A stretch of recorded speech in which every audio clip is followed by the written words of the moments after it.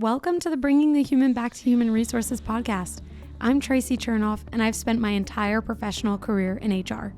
Each week, we'll explore the delicate balance between people and business with the aim to reconnect the two and create meaningful outcomes. Listen in as I share my own experiences, challenge the status quo, and chat with guests from various industries about our mission to bring the human back to human resources.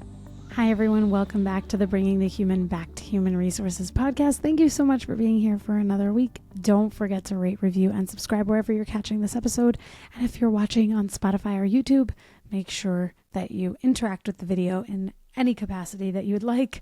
We are continuing the layoff series today or this week. And I just want to remind you that last week we covered the technical side of layoffs with Jenna Dunay, and she really helped us, I think, to better understand just generally like what to think about when it comes to layoffs. And we're going to talk a little bit about layoffs further in this episode, specifically around what it is to support or how we can support those who have quote unquote survived the layoff process, how to manage the process. We're also going to talk about, like the impact that layoffs have on HR professionals. And so we talked a little bit about some of that with Jenna, but we're going to go take a deeper dive, let's say, in this week's episode. And so really today's focus is about taking care of ourselves while supporting others. And really this is like probably something that you've heard before, but we can't pour from an empty cup. We can't be 100% there for someone else if we're not 100% there for ourselves. Like we have to be feeling our best in order to help others. Actually, this just came up in a class that I take my daughters to, and I was talking to another mom and I said, you can't be there for your child if you are not there for yourself first. And I really think it's true. And so let's start off with self-care for HR professionals. First of all, layoffs, I think I've probably talked about this before, but layoffs take a huge toll on us as HR professionals because ultimately we are human too. We carry other people's grief. So if someone's really, really upset or really affected, obviously everyone's affected by a layoff. But if someone is like very deeply emotionally affected by a decision a company's made, that affects us. And of course, I think we all have been through an experience where we've had to lay off employees that we didn't want to see go because not everything is 100% in our control. And it just can be very difficult. And especially if you think about like a mass layoff, you could be having multiple conversations that are really difficult in one day. And it's just a lot. And so sometimes we do have to pull ourselves out and think about how we are taking care of ourselves in the midst of all of that. There are some things that you should be aware of in the event that you are struggling with I don't want to say consequences, but I guess let's say it, the consequences of these layoff actions. And some things like that might look like emotional exhaustion, sleep issues, or having trouble sleeping or falling asleep, feeling like you're numb or totally like apathetic to certain situations, and even irritability with people who are closest to you, whether that's family, friends, or colleagues. And when we think about this numbness to situations, I've heard a lot of HR people say, oh, I'm just numb to this at this point, or I'm just numb to that. That numbness is not really the place that we want to go to, because when we feel numb to certain things, we potentially lose our humanity, or we lose the humanization of the person on the other end of that conversation. So if you do at any point hear yourself talking about how you're numb to something, or that you have a numbness in a particular situation, address that within yourself. Maybe talk to someone who could understand what you're going through, especially another HR person, because that's something that you definitely want to prevent and change, not suppress. We don't want to suppress anything, I suppose, but you definitely don't want to feel that way. And sometimes you might just need to make a career change if you're feeling numb. It's just not really what makes for the best circumstances for an employee who's relying on you potentially. And some things that I'd love to share with you that can help you to alleviate some of the stress related to actioning layoffs or difficult decisions. And that's scheduling breaks between tough meetings. So if you're laying off a few people at a time, then maybe scheduling breaks in between those times or whenever you can. Creating an end of day shutdown ritual. So if you have been here for a while, you know that when I first went remote, I would talk about, I think this must have been like in the first 50 episodes or so, but I would talk about how I would turn off like my lamp in my office because it signaled to me that I was done for the workday. And this was at a time when I was living in a 1-bedroom apartment. So it was very important that I had those rituals and separations, because when you don't create that separation or something that is demarcating your end of day, it's very easy for those things to spill into the other parts of your life. And so if you don't create those boundaries, then it's very difficult to maneuver, I think. Finding HR peer support, whether it's in a support group that might exist, or I should say communities. Like, for example, Hacking HR is a wonderful community. We had Enrique on for a few episodes ago, and he is someone that I would say leads a really strong community of HR leaders. So that's a great way to voice some of the things that you might be experiencing, and B, feel like you're not alone in this, and that you have a support or a support group, or like a network of people who really get what you're experiencing. If it's becoming something like really stressful for you, or you're really struggling, then certainly I would recommend finding outside support, like a therapist or a counselor. It's not lost on me that a lot of the work that many of us do, especially depending on your industry, can be really intense. And so if you need outside support, that's definitely something I would encourage. And then, of course, and finally, it's kind of like what I said before, creating boundaries between your work life and your home life. Of course, I know in some ways it's easier said than done. As I mentioned, I used to live in a 1-bedroom apartment in the city, and so I had to use my lamp as a way to denote when I was not working, just by turning off the light. And it worked for me, but it can be really difficult to create those boundaries and feel this sense of difference, especially when you work remotely. I was actually just talking to someone about my own experience now working remotely as a mother too, and feeling like I'm in some ways not as focused as I used to be, because I can hear and sense and feel everything else that's going on around me, and how it can be just really difficult to work from home. And the other thing that came up is that I was like, I just feel like I'm getting up, I am throwing on like leggings and a t-shirt, which is totally fine, by the way. And I'm not really like taking as much pride in my presentation as I used to. And even though like that's totally my own thing, and it's not necessarily true, like I'm working out and I eat well and like I do all of that stuff. So obviously I take pride in my appearance, but I share this because I was like, you know what, maybe I need to like I used to work in retail and fashion. I used to like, feel really stylish and very just like put together. And then now working from home and being a mom, it's like all about convenience and comfort. And although like that's also fine, I said to this person, like, maybe I need to just like wake up a little bit earlier, do my hair and makeup like I used to do, and like feel as best as possible so that it doesn't feel like I have these like blurred lines throughout my life. And actually, I think it might be working. Like I even did my makeup today. And so if you're watching this, you might be like, oh, Traci like actually looks a little bit different. If you noticed, thank you. If you didn't, then that just means that I'm like every other person and I'm totally overanalyzing my own existence. So that's okay. But I share this openly because I think it's very hard to be 100% for every other person without sacrificing a little bit of yourself. And so when you can realize, like, as an HR professional, as a person, as a mother, as a father, as an individual, whatever you are, however you describe yourself, that there is a part of you that has to put yourself first too.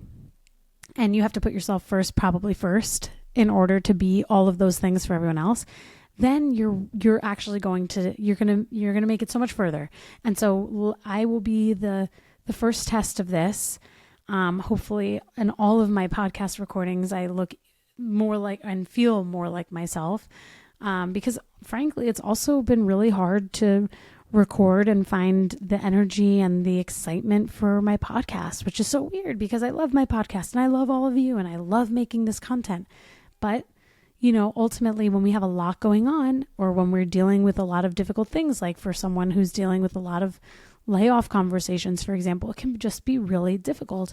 So be human, humanize yourself, bring the human back to human resources, if I may, and do things that enable and empower you to feel your best so that you can perform your best in and outside of work. So when we think about managing the process to layoffs, there's so much to prepare. And I kind of talked about this in the episode with Jenna last week. And if you didn't listen to that episode, I strongly encourage that you do. You don't have to listen to this layoff series in any particular order, but I do think it's helpful to hear her perspective, because there is so much that we can do to humanize this process and make the process as effective and clear as possible for people who are unfortunately on the receiving end of a layoff. So before any announcement or any communication is transmitted, there has to be some preparation, mental and physical, because if there isn't that preparation, that's when everything goes to crap. Obviously, we've seen companies who have failed to prepare. And they're also, we have to think about what that person is going to be experiencing or what those people are going to be experiencing. We should be thinking about what they might need, what support they might need, and ensuring that they're being told in a private space.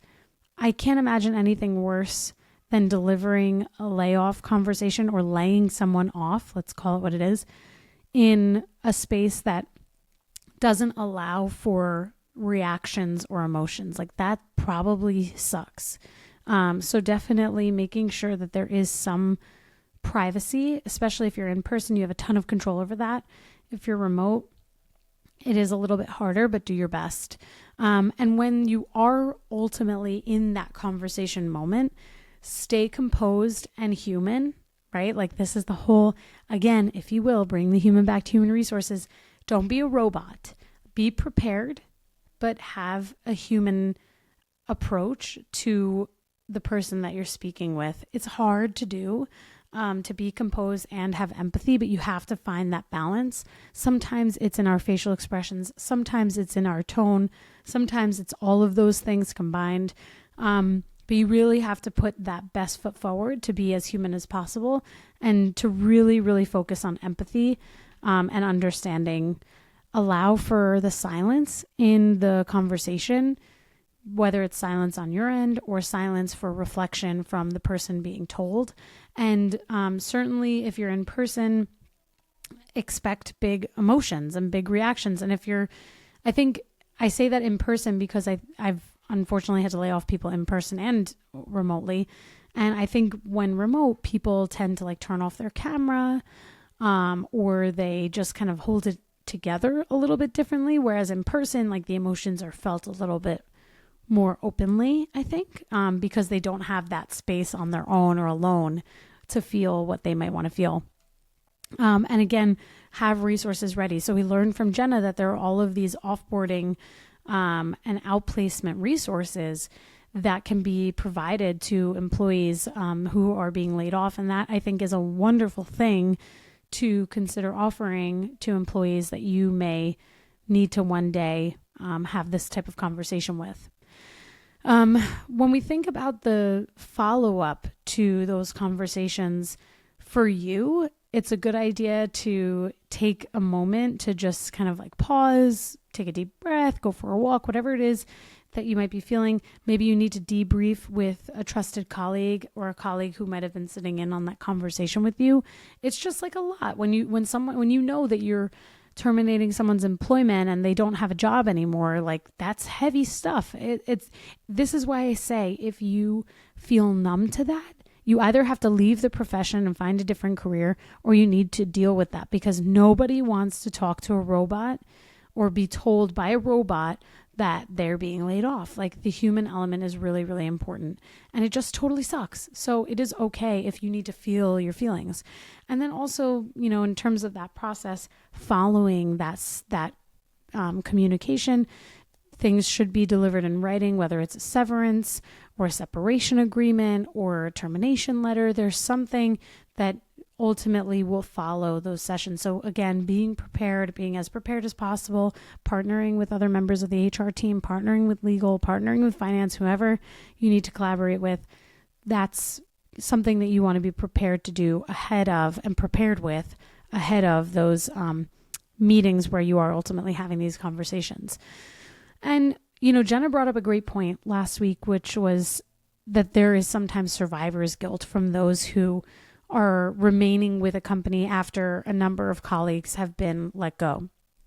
And some of those common reactions, other than survivor's guilt, are fear that they're next, anger and grief for the colleagues who have been laid off, a drop in productivity. Totally, totally normal. People are distracted, they're upset, they're annoyed, they're afraid.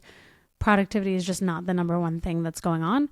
And then sometimes we also see people overwork because they want to prove that they're worth keeping, because again, this fear comes up that they might be next. So being very, very cognizant of those common reactions and being open to having to work with someone, or even talking really to be open and talk to those particular people who might be displaying some of these things. I think that's really important. I can tell you, in my career and experience, I have recognized things like this from people, and I will say, hey, are you feeling okay since this layoff? I recognize like this was a really difficult circumstance. Do you want to talk about it? And I think that being open and transparent that, hey, this did just happen. It sucks. You might be feeling a particular way about it. Let's talk about it. I think it allows for someone to just feel what they're feeling and to have a safe space to talk about it. There also has to be a communication strategy here. The leadership team, whether you are on the leadership team or you are able to influence the leadership team, there has to be communication to the rest of the organization. There should be regular and transparent and, of course, honest updates where necessary.